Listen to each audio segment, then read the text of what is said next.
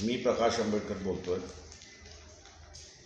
सोलापूर लोकसभा मतदारसंघाच्या संदर्भात भीम आर्मीचे कांबळे यांनी असे आदेश काढलेत की सोलापूरमधला निकाल विरोधी लागला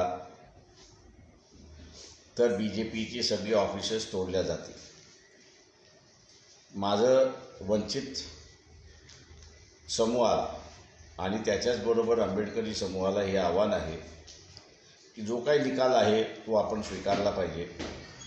कुठल्याही पद्धतीने दंगल होणार नाही, शांतता भंग होणार नाही, कुठल्याही राजकीय पक्षाचे ऑफिसेस तोडल्या जाणार नाहीत याची दक्षता आपण घ्यावी, एवढी माझी आपल्या सगळ्यांना विनंती.